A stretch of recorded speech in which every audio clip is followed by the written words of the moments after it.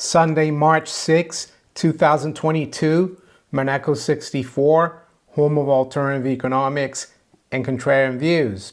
So I will be doing my Sunday live stream later on tonight, but I thought it would be interesting to go back and look at one of my videos from August 24th, 2018. And I have to thank one of the viewers for reminding me of this video. What I'm going to do here, I'm going to give an introduction to this video, and then I'm going to splice it into this video and you can listen to it. I will take out the part where I look at the markets on that day, August 24th, 2018. And funnily enough, gold was trading below 1,200 at the time, and now we're almost at 2,000.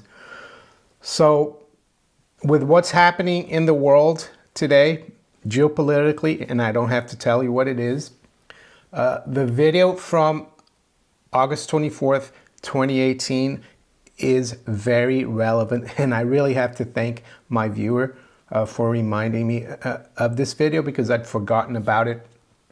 It's entitled "The Globalists, the Bolsheviks, Tsar Nicholas II and His Gold." So what's that got to do with what's happening today in the world between Russia, Ukraine, NATO, the Anglo-American Empire?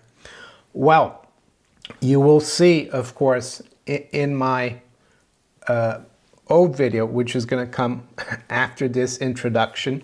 One thing I want to tell you about, I've referenced this book, The World Order, Our Secret Rulers by Eustace Mullins. And he talks a lot about the amount of dollars, which at the time, of course, was as good as gold, that Tsar Nicholas had with the London banks, the New York banks, the Paris banks. And I actually believe what Eustace Mullins says here. And why do I say I believe him, even though I'm giving his interpretation or referencing his book? Well, because he doesn't have any footnotes or sources. But one thing I would say, if you listen to the interview that I reference as well on my video from 2018, it's Wall Street and the Bolshevik Revolution, an interview with Professor Anthony C. Sutton. Highly recommend that. He explains basically what's happening today. I think he doesn't explain what's happening today because he's not around anymore, but he explains what happened in 1917. Basically, Wall Street financed the Bolshevik Revolution. And you might ask, why would Wall Street finance communism? Well, Anthony C. Sutton says that the Anglo-American Empire didn't want competition, and at the time, Russia, contrary to popular belief, according to Professor Sutton, was very advanced technologically, as advanced as the West before the revolution. So in Tsarist Russia was advanced, very wealthy country, and it was developing very quickly. So what's the best way to stop Russia developing and competing? Well, you foment a revolution. And he talks about how Lenin and Trotsky were financed by Wall Street. And he's got all the proof. So with what's happening today and what's been happening in Germany as well, because I noticed when the new Chancellor of Germany, Olaf Scholz, he took over on the 8th of December, and I remember reading an article in the Telegraph late last year or early this year that Olaf Scholz used to be the mayor of Hamburg, the biggest port in Germany, with access to the Baltic Sea and St. Petersburg and trade with the East, also Nord Stream 2. So I personally think what's going on now, there's a lot of speculation, debate, or reasons for things going on, but I basically think it's a desperate Anglo-American empire trying to salvage itself and trying not to allow Europe to have closer relations with China, because that would mean the whole of Eurasia cooperating, trading, and developing economically, socially, politically. And if you remember as well, I think a few weeks ago, before the whole thing kicked off, President Macron of France went to see President Putin, and they said that it would be good to work on a new security infrastructure or system for the whole of Europe, Russia included. And I think that's what triggered, I think, NATO or the Anglo-American Empire to kind of really pressure the Russians into reacting. So with that, I'm now going to leave you with a video from 2018. I am in this room, but we've switched around the setup, the furniture. I used to sit over here, and the sofa was over here where these shelves are, and Billy was still there. So I hope you enjoy it, and I'll talk to you later at 9 p.m. London. Friday, August 24th, 2018, Maneco 64, home of alternative economics and contrarian views. This morning I'd like to talk about history, and it's going to involve the Bolshevik Revolution, the Napoleonic Wars, Wall Street, the City of London, gold, the Tsar Nicholas II,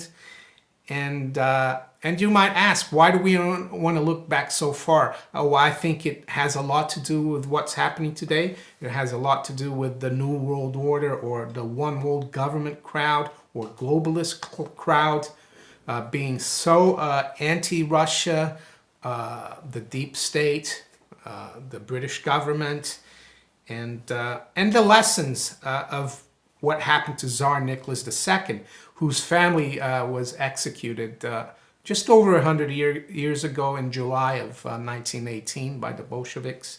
I'll look at this book again. I'll look at Anthony Sutton, what he said, who wrote books about this. The New World Order, or the Globalists, gold, the Bolshevik Revolution, the Congress of Vienna, which was kind of like the Versailles Treaty, the Versailles Peace Conference after the Napoleonic Wars back in the 1820s. Yeah, I think we need to look back at these events, because it tells us a lot of what's happening today, and even why Russia has been accumulating so much gold in the last 10 years or so. And they keep accumulating gold. They're getting rid of the U.S. treasuries as well. We need to look back at this history. First of all, I wanted to let you know about Anthony Sutton. I'll put this video in the cards above, and in the description below, a link to it. And it's a 13-minute video where Anthony Sutton, who's written many books about Wall Street, how they financed the Bolshevik Revolution, financed Germany in the 1930s, and so on and so forth. In this video, he talks about Wall Street and the Bolshevik Revolution, how Trotsky, Lenin, and a lot of these Bolsheviks were financed by Wall Street, by the City of London, and even by the German government, which was supposedly at war with Britain and the US during World War I. And he even talks about how the Red Cross mission that went to Russia during the revolution was actually composed of only 2 doctors, and the majority of the other guys on that mission were bankers or lawyers from Wall Street, and how they one of the Chase bankers donated $1 million to the Bolsheviks in Petrograd, which is present-day St. Petersburg. So I highly recommend you listen to this video, and to understand that I'm not making this up. Anthony Sutton he worked for Hoover Institution at Stanford University as a researcher. He had to leave though because he started researching all these things and he found out some very uncomfortable things for the elite and the people who run these kinds of institutions. And now I want to also go into this book, The World Order by Eustace Mullins, Our Secret Rulers. And I think this explains as well very clearly why there's so much animosity nowadays from the Anglo-American sphere against Russia. This Russiagate, blame Russia for everything. And that's more, of course, the deep state in the US and the British government, the Skripal case. You need to go back and look, for example, back at the Congress of Vienna, which came about, was called after the Napoleonic Wars. And on page 10, this is what Eustace Mullins says. After the fall of Napoleon, Salomon Rothschild persuaded the ruler of Austria to issue patents of nobility to the five brothers. They were the five Rothschild brothers. One was in London, one was in Naples, the other was in Vienna, one was in Frankfurt, and the other one was Paris. The Congress of Vienna was the emergence of the moth from its cocoon. He means the world order, the globalists. The diktat of this Congress was a simple one. The aristocracies of Europe must submit to our will or they're doomed. The death sentence upon the noble lines of Europe was pronounced by those who had the will to carry out their edict. It took another century to perfect the work, not because the killers were weak, but because they wished to proceed cautiously. And one of the royal families that didn't really play ball at the Congress of Vienna were the Romanovs, or the Russian imperial royal family. And that kind of scuppered or delayed the New World Order globalist plan. But then they with World War I, they were able to get rid of them. Just recently in July was the 100th anniversary when the Bolsheviks assassinated Tsar Nicholas II and his whole family. I think it was July 17th, was the 100th anniversary.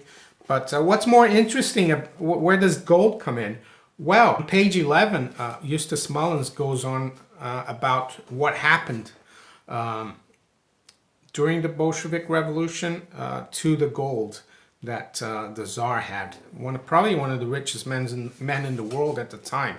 So on page 11 he says, after the fall of Napoleon, the Rothschilds turned all their hatred against the Romanovs. Well, they did because the Romanovs did not want to play ball, right?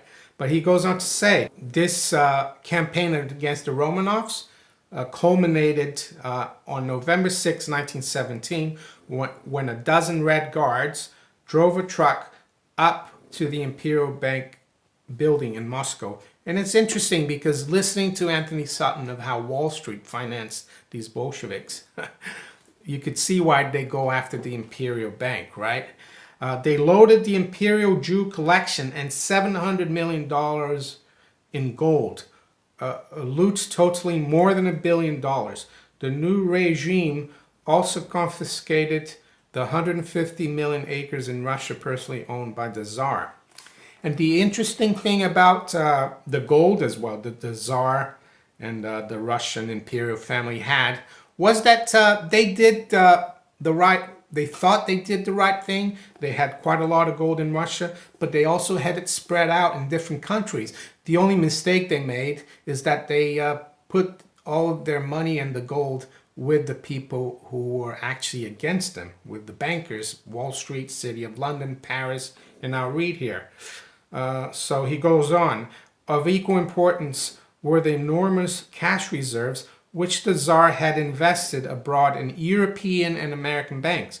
The New York Times stated that the Tsar had $5 million in guaranteed trust and $1 million in the National City Bank. Other authorities stated it was $5 million in each bank. Between 1905 and 1910, the Tsar had sent more then 400 million to be deposited in 6 leading New York banks: Chase, National City, Guarantee Trust, JP Morgan, Hanover, and Manufacturers Trust. Well, these were all the banks that owned the Federal Reserve, right? These were the principal banks controlled by the House of Rothschild through their American agents, JP Morgan and Kuhn, Loeb and Co.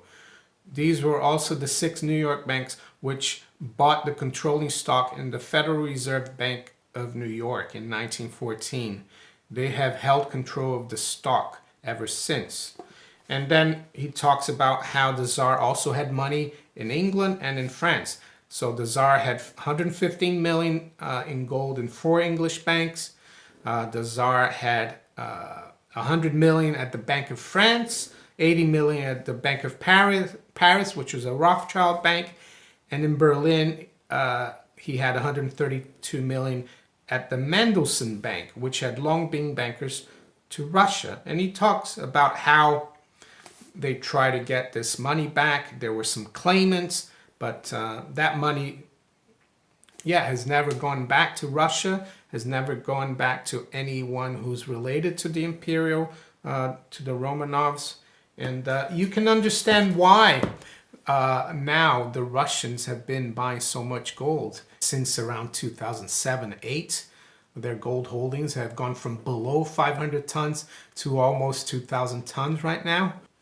And if you understand, we keep getting told that the Russians and Putin are communists, but I think they're far from it. They know what happened to their country. People who imposed the communism and the Bolshevism on them, and they actually don't want that anymore.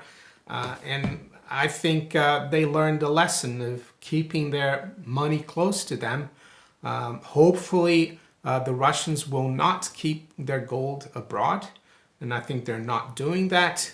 But and I think all of this kind of explains why there's so much animosity against Russia, why there's so much furore against President Trump meeting President Putin in Helsinki for the summit.